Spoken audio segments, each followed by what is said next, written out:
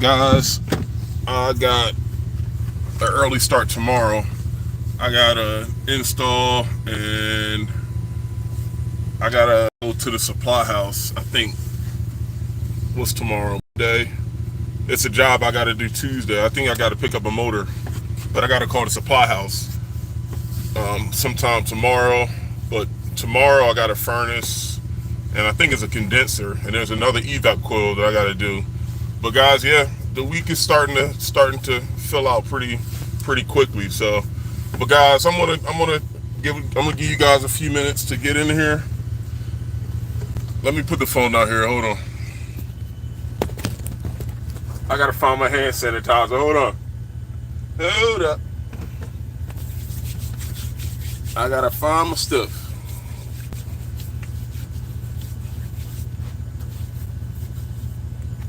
All right, cool. All right, guys, check it out.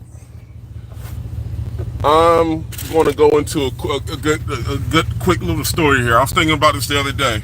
My first install I had, not from the business guys, but this is from this is back in like when I got out of trade school in 2012. This was before I got that job that was like an hour and a half away. So technically, guys, I was like in between. Like I said, this is like back when I was like out of school, calling like 100 companies. I'm calling local contractors, see if or local HVAC companies, see if they need help for the summer. Nobody's calling back. And guys, like I tried to like call companies like locally, when I got out of school, and like no one was picking up. And guys, there's one electric company. I actually forgot the company's name. Like it was like a mom and pop shop company. This electric company, a guy called me back. This is like, I remember this. This is like in the summertime of 2012. He called me. He was like, "Yeah, I seen your resume. We're looking for an HVAC guy to help out one of our guys here. Like you'll be helping out with install, service calls." And guys, here's the thing, right? I explained to him. I'm like, "Look, I'm just out of trade school. I know most of this stuff, but I never actually did anything. So like, I was very transparent up front. I'm like, I'll try my best to help, but like, you just gotta know where I'm at right now with my experience." And he was like, "Yeah, it's all good. We'll teach you what you don't know." At this point, guys, I'm like, all right, it's a slam dunk, like someone that can take my experience that I took from school and like help me apply it in real life. It's a slam dunk. But guys, like, it took me, like I said, out of school. It was a tough 6 month stretch. But like I said, after 3 months, that was the only company that called back. So I'm like, you know what? I'm gonna give this a shot. So, guys, I really didn't do my due diligence. I was like just happy to have a job like that was in HVAC. Technically, it wasn't because it was like an electric company. But I'm like, look, anything I can get that's related to what I'm doing, like I said, I'm gonna go for it. But guys, listen to this, right? And what's up with y'all? So I went there. Like this is like my first day, right? And guys, look, I don't judge anybody. It is what it is. You got to get in where you can. But guys, this is like an electric company. So like I got there, and the guy that I spoke to over the phone, he wasn't. I think he was the owner, but like I didn't meet him in person. It was weird, guys. Like you can call this like a phone interview, but like I got there, and my first day, it was like an older guy that was there. I'm like, yeah, I spoke to such and such on the phone about the HVAC position, and he was like, yeah, that's the owner. I'm like, okay, like, is he here? And he was like, nah, the owner is like in another state. And guys, that was a red flag. And like, remember that the owner is like in another state. So I'm like, okay, so like, so what are we gonna do here? And I guess the guy was like a lead electrician. He was like, I guess the lead. I don't know who was something, but. He was like, yeah, so today we're going to install a AC unit, a cooling condenser. So I'm like, okay, cooling condenser. I read about this stuff in trade school. It's cool. This is my first time being able to see, how it hooks up, like what to do. And guys, you got to understand, I knew step by step how to do it, but I just didn't do it, like if that makes sense. But fast forward, he was like, yeah, so, this is your first day. We're going to load up. We're going to get the equipment on the truck. And we're gonna replace the evac coil and the condenser. So I'm like, all right, cool, guys. Like once again, I didn't ask too many questions. Like I said, I just assumed that I took everything on face value. I'm like, I assumed that okay, everything's legit. They know why I'm here. And like I said, he was very clear of what we had to do. So, guys, listen to this shit, right? we got, I helped them load up the equipment. We got on the job site, and I'm like, all right, guys. In my head, I'm thinking like, look, I'm basically the helper on this job, and I'm like, okay, like, so what do you want to do? We got to take out the refrigerant. Like, there was already a unit there. I think it was like a furnace, coolant, condenser. I don't even know what was going on with the AC. And like I said, we greeted the customer, but like I said, I didn't really say much on that job. He was the lead tech, so I'm like, whatever you say, do, grab tools or whatever, I was there to help out. So like, I didn't know what was going on with the old unit, but as soon as we got there, guys, like he was like, yeah, so first thing we want to do, we're going to take the refrigerant out. We're going to cut the lines, cut the old condenser out. I'm like, all right, cool. I'm following this. This is pretty simple. So guys, listen to this shit. This is where the shit gets crazy, guys. Listen to this. So like, I knew what to do, but I didn't know how to do it. So I'm like, all right, I knew about, hooking up contactors from school. I knew how to braze out of school. I knew how to do it, but I didn't know step by step with the new unit. I didn't know anything about it. So like, he was like, yeah, tell you what, are you good with taking out the electric and uncutting the lines? I'm like, yeah, I can do that. He was like, cool, do that, and let me take out the old evac coil. So guys, I'm like, okay, very clear instructions. So I'm like, all right, I can at least cut out the old unit, and I'm gonna wait for him to give me further instructions. So guys, I did that, and like, I cut the old condenser out. The job was running smoothly, and he took out the old evac coil. And guys, I didn't really see anything inside at that time. I'm like, I just disconnected the condenser, and then I gave him a yell. I'm like, yo, the condenser is out. And he's like, all right, let me take the old evac coil out, and then we'll figure the rest out from there. Guys, listen to this shit, right? I took the condenser out, and he took the evac coil out. And guys, the new evac coil, I don't even know what brand this was, guys. Everything was out the box, like when we loaded everything up. But the new evac coil was like almost twice the size of the of the old evac coil. And like, I told him, I'm like, okay, so like, you got everything out, how you want to do this? He was like, okay, well, first we're going to start doing this evac coil. I'm like, all right. So he set the old evac coil next to the new evac coil, and I'm like, damn, dude, like, this new evac coil is like almost 3 times the size. Will this fit? And then that's when he was like, as a matter of fact, I don't think this is going to work. And then I'm like, all right, so like, what's the next step? What's up? So he made a call. No one's answering the phone, and like, literally, like I said, that we had everything disconnected within an hour. But like, he started making phone calls, and he was like, wait, I think they're probably gonna have to send us another evac coil. And like, I'm like, all right, he has everything figured out. Like I said, he knows what he's doing. I'm just gonna wait and see how it go. And like, guys, we was literally on that job site for like an hour. We didn't even do the condenser, because like I said, he wanted to make sure that what we was going to put in was going to work. And guys, that fucking evac coil, I think, knowing what I know now, that evac coil is like damn near like a 5-ton evac coil. What we picked up, but what was there was like a 2-ton. So like, guys, 2-ton for 5-ton, like, think about it. It's not going to work. It's not going to match up. But guys, sure enough, we was there for like probably 30 minutes, 35 minutes. He's making phone calls. I'm like, I'm instantly, guys, I'm like, okay, like, I know supply house guys, from in trade school, they helped me out. I'm like, can you just take that to the supply house and they just swap it? He was like, nah, that's not going to work. He was like, tell you what, I got an idea. If we change the metering device, we can probably make that work. And I'm like, guys, once again, I know about this shit. I just don't know how to do it. So I wasn't in the position to tell him how anything works. Like, out of respect, I'm like, look, I just got, I know what he was doing wasn't right, but like, I was kind of like, I was biting my tongue. I didn't want to, like, I didn't want to tell him what he was doing was wrong. But I'm like, he was like, yeah, well, tell you what, man, we can probably make this work. the evac coil might stick out a little bit further, but it's going to work. And I'm like, hey man, you sure this is going to work? I'm like, he was like, yeah. I'm like, dude, this is like a 2-ton unit. Aren't you supposed to put a 2-ton evac coil in? He was like, no, I did this before.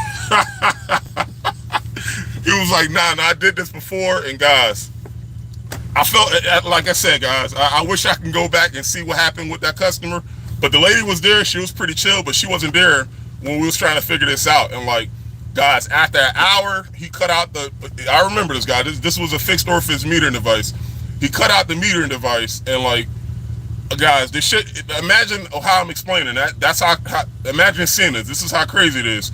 He took out the old evac coil, he put the new one in, and the new evac coil didn't even fit inside the cabinet. And I'm like, dude, like, it's not wrong with just going back to the supply house and picking it up. And like, the dude got frustrated, and like I said, he just started losing his shit. So I'm like, all right, let me step out and call the boss, the same dude that I spoke to the previous day that technically hired me. I'm like, yo, boss man, I'm like, yo, I'm here with the guy with such and such.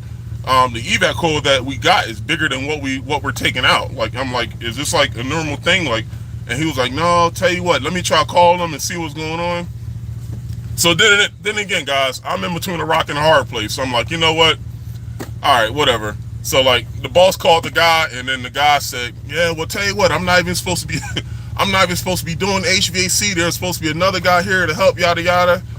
And I'm like, damn, like, this is like a lot of miscommunication here. So like, guys, basically, we was there for like an hour and a half on the phone, and I'm like, I guess the boss called the guy that was with me, and like I said, they tried to figure something out.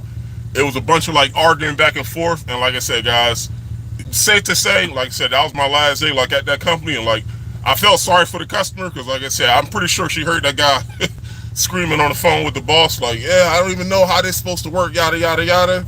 Guys, like, that was a fucked up scenario, man. But like, guys, like, you know, and like I said, you know, I mentioned this a bunch of times in previous videos, you know, experience is getting anywhere you can. But like I said, guys, that's why it's important when you guys are in school to, like I said, you know, take school. I'm talking HVAC school, is like, apply theory, make sure you know what you're seeing. So like I said, once you transition from school to the you know, to the real life work experience, guys, now you have a point of reference. You're not just, you know, going off 100% what someone's telling you. Because like, guys, in that scenario, I already knew what he was doing was wrong. But like imagine, like I said, me being my first job out of school, like, I wasn't really trying to tell someone that was supposed to be a lead tech.